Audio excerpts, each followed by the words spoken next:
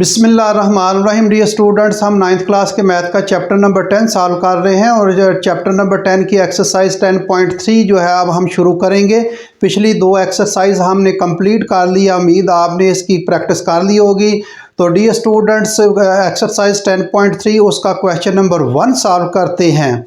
तो मेरे चैनल को सब्सक्राइब करें और अपने 9th क्लास के दो स्टूडेंट उनके साथ शेयर करें, कमेंट्स करें, लाइक करें। चलें जी, हम एक्सरसाइज 10.3 उसका क्वेश्चन नंबर 1 जो है वो सॉल्व करते हैं। क्वेश्चन नंबर 1 में डियर स्टूडेंट उसने कुछ फिगर दी है और ये फिगर जो है उसमें वो कह रहा है कि ये इसको प्रूव करना है। तो मैं इसको पहले जो है वो फिगर ड्रा कर देता हूँ, फिर उसके मुताबिक जो है वो जो उसने क्वेश्चन में पूछा है वो हम करेंगे जी।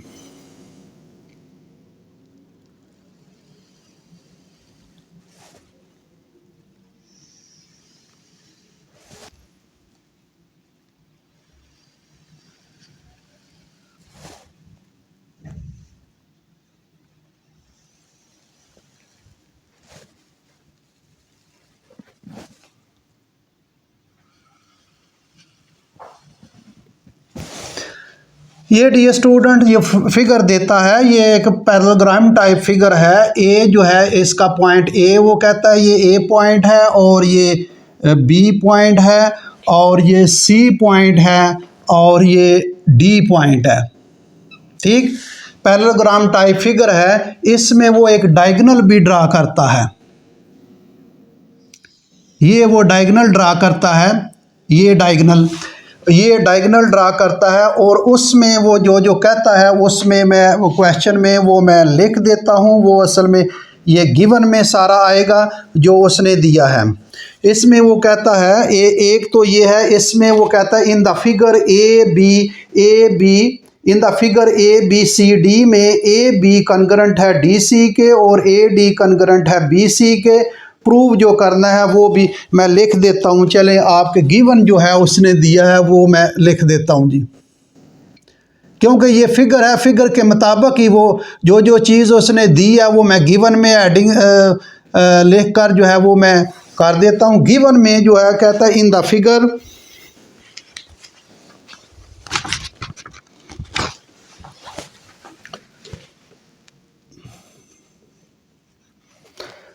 इन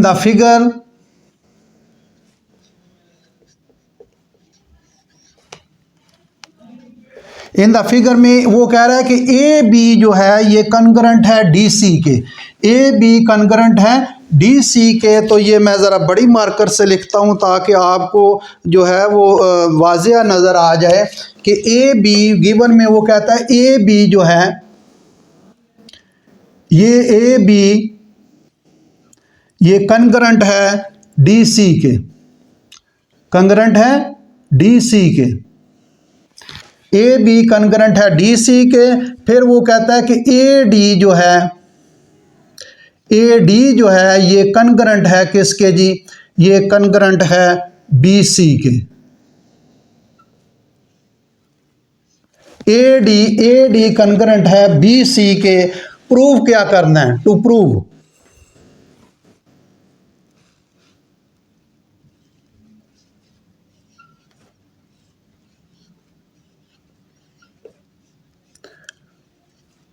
प्रूव में वो कहता है कि प्रूव करें कि एंगल ए जो है ये एंगल ए जो है ये कंकरेंट है एंगल सी के।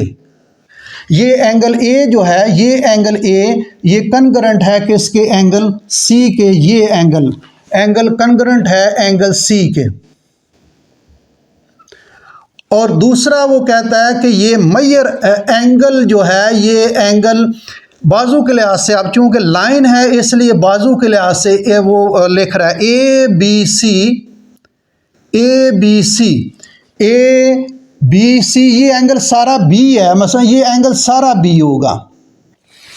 असल में डियर स्टूडेंट ये जो जब ये एंगल जो है एंगल मसलन ये बी है एंगल, तो ये एंगल बी को हम सारा लिख सकते हैं, ये एंगल बी इस तरह। और अगर दरमियान में ऐसे लाइन भी हो तो फिर भी बी लिख सकते हैं, लेकिन उसको क्लियर करने के लिए वो बाजू के लिहाज से हम लिखेंगे। मसलन ये है सी और ये है डी और ये है ई। तो अब हम हर जो है ये एंगल, इसको एंगल बी भी लिख सकते हैं, ये एंगल बी, लेकिन चूंकि दरमियान में लाइन है इसलिए वो बाजू के आर्म के लिहाज से इसको लिखेगा। अगर ये एंगल हमने लिखना हो, ये एंगल, तो इसको सी बी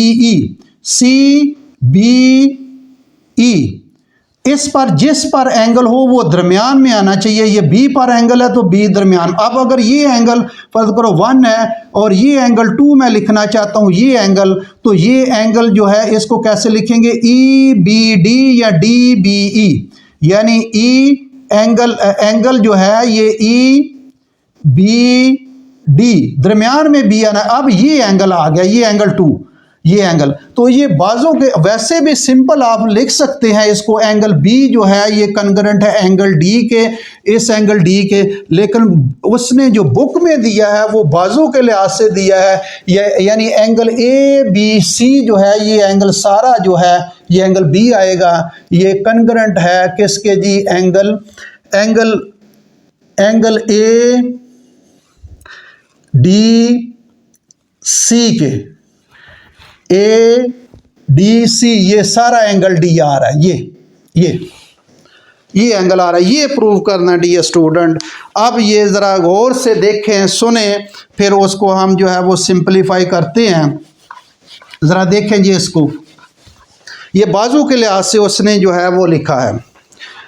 अब इसका नाम मैं एंगल रख लेता हूं कि ये जो इतना एंगल है ये एंगल मैं 1 रख लेता हूं। ये एंगल क्या है, 1, ये एंगल 1, और ये जो इतना है बाजू के लिहाज से ये एंगल मैं 2 रख लेता हूं। ये एंगल क्या है, 2, ये एंगल क्या है, 2 एंगल। और इसी तरह ये एंगल इतना जो है ये 3 एंगल मैं रख लेता हूं, और ये एंगल 4 जो उसकी पार्टीशन है एंगल की, उसके एंगल के मैंने नाम रख दिए। इतना एंगल 1 रख लिया है, ये एंगल 2 रख लिया है, ये एंगल 3 और ये एंगल 4 जो मैंने अपनी सहूलत के लिए जो है इसका नाम रख लिया है। अब हम इसको प्रूफ और आगे इसको सिंपलीफाई करते हैं जी। इसमें क्या आएगा, इसमें प्रूफ में स्टेटमेंट आ जाएगा और रीज़न आ जाएंगी जी।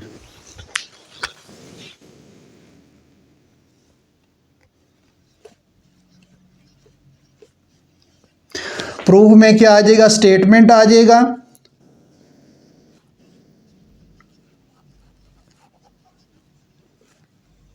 और रीज़न आ जाएंगी।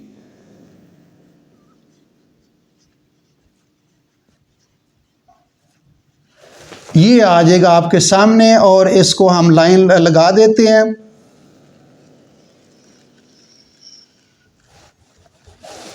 तो एक डियर स्टूडेंट ये एक बात याद रखें कि मैंने कितनी बार मैं बता रहा हूँ, बार ये बता रहा हूँ कि अगर किसी भी ट्राइंगल की 2 साइडें और एक एंगल, 2 साइड एक एंगल या 2 एंगल एक साइड, दूसरी ट्राइंगल क्रॉसपेंडिंग साइड के भी 2 एंगल और एक साइड या 2 साइड एक एंगल कंकरेंट हो जाए तो दोनों ट्राइंगल कंकरेंट हो जाती हैं। ये एक पोस्टुलेट है 2। अब एक और है कि 3 साइड्स किसी भी ट्राइंगल की दूसरी ट्राइंगल के 3 साइड आपस में कंकरेंट हो जाए तो वो भी ट्राइंगल जो है वो दोनों एक दूसरे के कंकरेंट हो जाती हैं। और एक ये है कि अगर किसी भी ट्राइंगल के इंटरनल एंगल जो है वो दूसरी ट्राइंगल के इंटरनल एंगल के कंकरेंट हो जाए तो फिर भी जो है वो दोनों ट्राइंगल जो हैं कंकरेंट हो जाती हैं। ये आप ज़हन में रख लें, ये चीज़ें, ये हर थ्योरम में ये चीज़ें इस्तेमाल होती हैं। 3 side 3 angle 3 angle, 2 side 1 angle 2 side 1 angle, 2 angle 1 side 2 angle 1 side. तो ये याद रखें कि ये कंकरेंट हो जाए तो जो है वो दोनों ट्राइंगल जो है ये कंकरेंट हो जाती हैं। अब डियर स्टूडेंट आप ज़रा गौर करें क्या करने लगा हूँ मैं, 2 ट्राइंगल लेने लगा हूँ। ये 2 ट्राइंगल, ये 2 ट्राइंगल क्या है, मतलब इन ट्राइंगल, ये ट्राइंगल है A B D, A B D, ये ट्राइंगल 1, ये क्रॉसपेंडिंग होगी ट्राइंगल सी डी बी के, सी डी बी के ये दूसरी ट्राइंगल। ये वैसे नाम मैंने रख दिया आपके सहूलत के लिए, वैसे लिखना नहीं है, आपको मेंशन करने के लिए ट्राइंगल 1 मैंने रख दिया, ये ट्राइंगल 2 रख दिया। अब डियर स्टूडेंट बताएं कि अब इन दोनों ट्राइंगलों को हमने कंग्रेंट करना है। तो पहला है कि ए बी जो है, मैं कहता हूं कि ए बी कंग्रेंट है किसके जी, डी सी के। ए बी कंग्रेंट है किसके, डी सी के।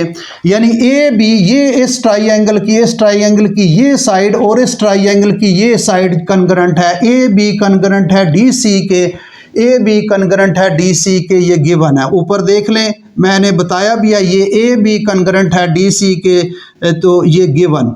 इसको क्या रीजन देंगे, गिवन। अब ए डी जो है वो मैं कंग्रेंट करने लगा हूं किसके जी, बी सी के। ए डी कंग्रेंट है बी सी के। एक तो ये साइड की हमने कंग्रेंट कर दी दोनों ट्राइंगल की, और एक ये साइड कंग्रेंट कर दी, ये गिवन में है। ए डी कंग्रेंट है बी सी के, तो ये भी इसकी रीजन क्या देंगे, गिवन। अब तीसरी, बी डी मैं कंग्रेंट करने लगा हूं बी डी के। बताएं क्यों मैंने कंग्रेंट कर दिया, बी डी कंग्रेंट कर दिया मैंने बी डी के।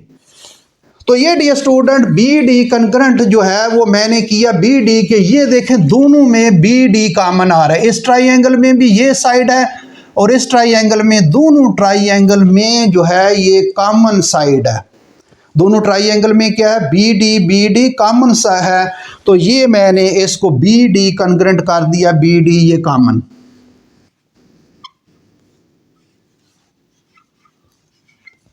ठीक। अब देखिए पास्चुलेट मुकम्मल हो गया, क्या पास्चुलेट, ये साइड ये साइड ये साइड, इसका मतलब है साइड जो है मैंने कंग्रेंट कर दी है, साइड ये पास्चुलेट मुकम्मल हो गया।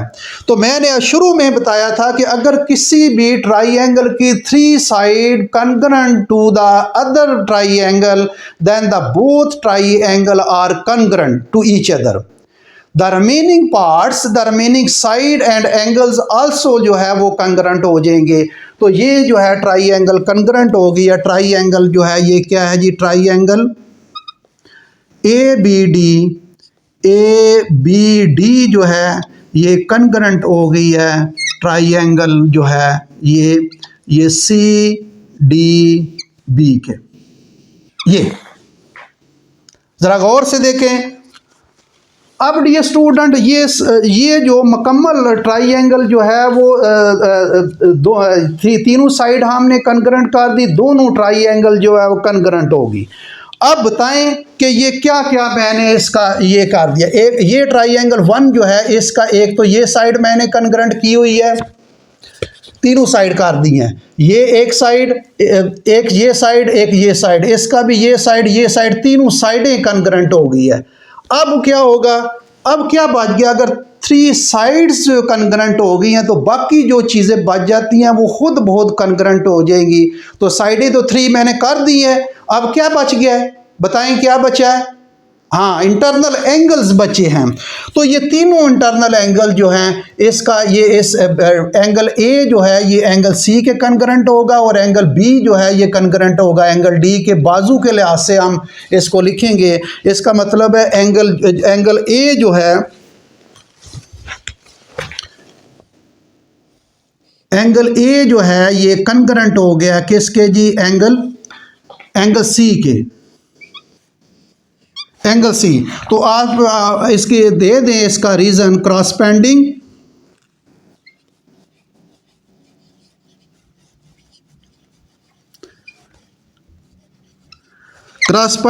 Angles of congruent triangle. चले मैथमेटिकल में लिख लेता हूं इस तरह short, corresponding angles of the congruent जो है। अब ये एंगल 1 जो है ये एंगल 2 ये एंगल जो है ये 3 के कंकरेंट होगा। एंगल 1 और ये एंगल 3 कंकरेंट हो जाएगा, यानी एंगल 1 जो है ये कंकरेंट हो जाएगा एंगल 3 के, ये एंगल 3 कंकरेंट हो जाएगा। इसको अगर आपने इक्वेशन नंबर 1 रखना है तो आप 1 रख लें अपने जो है वो सहूलत के लिए।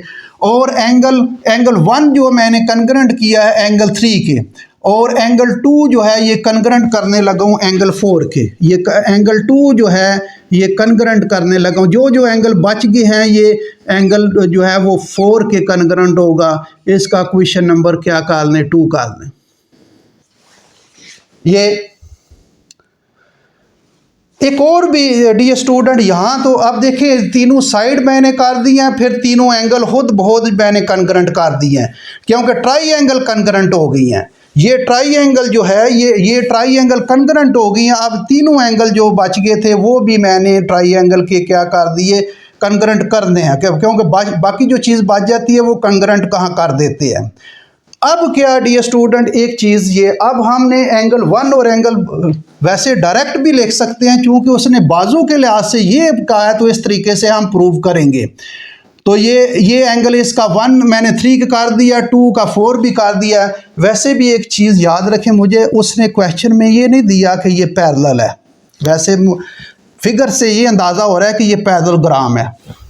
अगर कोई दो लाइनें याद रखें, ये वैसे मैं आपको आपके नॉलेज के लिए बता रहा हूं कि अगर दो लाइनें पैरेलल हों, ये दो लाइनें पैरेलल हों और उसको तीसरी लाइन जो है वो कट करे ऐसे, तो ये एंगल जो बनता है ये इसके इक्वल हो जाता है। ये एंगल अगर फर्ज करें मैं 1 रखूं तो ये एंगल 2 के इक्वल होगा, और ये एंगल जो है ये एंगल जो है ये अगर 3 कर लूँ और ये 4 कर लूँ तो ये आपस में जो है ये इक्वल होते हैं। ये एक थ्योरम था, पहले शायद आगे आए थ्योरम कि अगर दो लाइनें, अगर 2 लाइन्स जो हैं, अगर 2 लाइन्स जो है एक दूसरे को कट करती हैं, 2 लाइनें एक दूसरे को, अगर 2 लाइन्स जो है ये 2 लाइन्स जो है अगर एक तीसरी लाइन इसको इस तरह कट करती है तो ये एंगल और ये एंगल और ये एंगल और ये एंगल इक्वल होते हैं। तो ये डियर स्टूडेंट्स ये वैसे मैंने बता दिया है, अगर इसको अगर पैरेलल भी लाइनें हो तो ये एंगल 1 और 3 के इक्वल होगा, एंगल 2 जो है एंगल 4 के इक्वल होगा। वैसे भी हमने पैरेलल ये ट्राइएंगल कंकरेंट कर दिए हैं तो तीनों एंगल जो हैं वो आपस में कंकरेंट हो गए। अब इसको हम जो है बाजू के लिहाज से उसने लिखा प्रूव करना है, तो बाजू के लिहाज से हम ये देखें इसके लेफ्ट हैंड साइड ऐड कर देते हैं और इनके राइट हैंड साइड ऐड कर देते हैं। इनके लेफ्ट हैंड साइड और राइट हैंड साइड जो है वो हम ऐड कर देते हैं। इसमें क्या ऐड करेंगे जी, मैयर के लिहाज से। अब जब मैयर का लफ्ज़ आ जाए तो फिर इक्वल लिखते हैं, यानी इसमें हम लिखेंगे कि मैयर एंगल 1 एडिंग 1 एंड 2। चलिए इसमें एडिंग दे दें, adding equation 1 and 2। Very simple question है। तो ये मैयर एंगल जो है, ये मैयर एंगल 1 जो है ये प्लस मैयर एंगल जो है ये 2 जो है ये इक्वल। अब इक्वल मैयर एम का लफ्ज़ आ जाए, मैयर पर इक्वल लगाना है, कंकरेंट नहीं लगाना।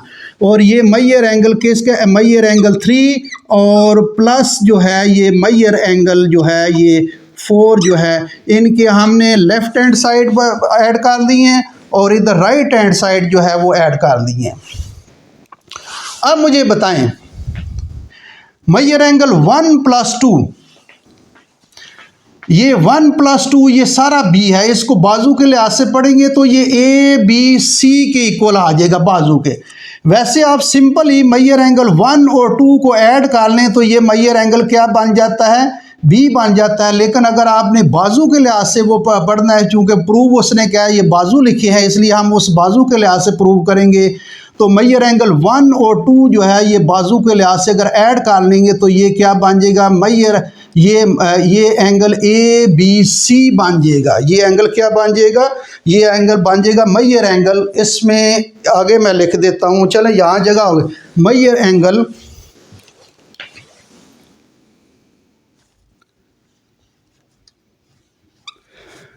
Major angle A B C equal होगा। अब 3 और 4 किसके लिहाज से, इसको हम किसके लिहाज से पढ़ेंगे, ए डी सी। ये वैसे मैं ये 3 और 4 को ऐड करें तो एंगल डी बन जाता है, लेकिन चूंकि बाजू के लिहाज से उसने दिया है तो हमने ए डी सी करेंगे। तो ये मेजर एंगल जो है, major angle A D C. अब डियर स्टूडेंट्स, मैंने पहले ही बताया कि ये मेजर है, एम हमने लिखा हुआ है, major angle A B C, तो major angle A D C, तो यहाँ तो मेजर तो नहीं है। ये एंगल ए बी सी जो है वो कंकरेंट है एंगल ए डी सी। तो याद रखें कि जब मेजर का लफ्ज़ लगाते हैं तो फिर इक्वल लगाते हैं, और जब एम का लफ्ज़ मेजर का लफ्ज़ हटा देते हैं तो फिर ये कंकरेंट का लगाते हैं। अब यहाँ जो है m जो है जब मैं हटाऊंगा तो ये इक्वल का साइन नहीं आएगा, फिर क्या आ जाएगा, कंकरेंट का साइन आ जाएगा। ये चीज़ याद रखें, मेजर जब लफ्ज़ लगे कभी भी कंकरेंट नहीं लगाना। हाँ, मेजर को जब हटा दें तो फिर कंकरेंट का, वैसे सिंपल बोलते हैं कि ये इक्वल और कंकरेंट जो है सेम बोलते हैं, लेकिन ये आप चीज़ याद रखें कि मेजर एंगल जो है ये जब हटाएंगे, आप इस मेजर को हटा लें, मेजर को जब हटाएंगे तो एंगल जो है ये एंगल जो है A B C, angle A B C जो है ये कंकरेंट हो जाएगा किसके, एंगल ए डी सी के, ए डी सी के। यही हमने डियर स्टूडेंट प्रूव करना था। ये हमने प्रूव कर दिया, आपके सामने है। अब मैं आपको बताता हूँ, इसको ज़रा मैं मिटा दूँ। सिंपल क्वेश्चन है बहुत। ये एंगल ए बी सी जो है, ये angle A B C concurrent है एंगल ए डी सी के, एंगल ए डी सी के, ये मैंने प्रूव कर दिया। दूसरा एंगल ए कंकरेंट है एंगल सी के, ये एंगल ए कंकरेंट है एंगल सी के, ऊपर हमने प्रूव कर दिया। इसको सिर्फ मैंने क्या किया, क्वेश्चन 1 है और ये क्वेश्चन 2 कर दिया। इसके लेफ्ट हैंड साइड मेजर के साथ ऐड कर लिए हैं, इसके भी राइट हैंड साइड मेजर के साथ ऐड कर दिए हैं। एंगल 1 और 2 जो है ये ए बी सी बन जाता है, और एंगल 3 और 4 जो है ये ए डी सी बन जाता है। जब मेजर को हटाएं तो फिर कंकरेंट का लफ्ज़ लगाना है, कंकरेंट का साइन लगाना है। तो यहाँ से डियर स्टूडेंट सिंपल है। थोड़ा सा मैं बता देता हूँ, हमने 2 ट्राइंगल ली, ट्राइंगल 1 और ट्राइंगल 2। ये ट्राइंगल 2 इनकी तीनों साइडें मैंने इक्वल की हैं। ए बी, इसकी ए बी साइड जो है वो डी सी की इक्वल है, ये गिवन में है। और फिर ए डी और बी सी इक्वल है, ये भी गिवन में है। और बी डी ये कॉमन आ गई, ये कॉमन। तीनों साइडें कंकरेंट प्रूव होगी, ट्राइंगल कंकरेंट हो जाएगी। अब एंगल तीनों मैंने प्रूव कर दी, एंगल कंकरेंट कर दी हैं। अब दोनों इक्वेशनों में मैंने ऐड कर दिया, मेजर करके ऐड करके वो angle A B C concurrent कर दिया है एंगल ए डी सी। तो dear student very simple question था। उम्मीद आपको समझ आ गई होगी। तो डियर स्टूडेंट्स, मेरे चैनल को सब्सक्राइब करें और अपने दोस्तों के साथ शेयर करें। Thank you very much.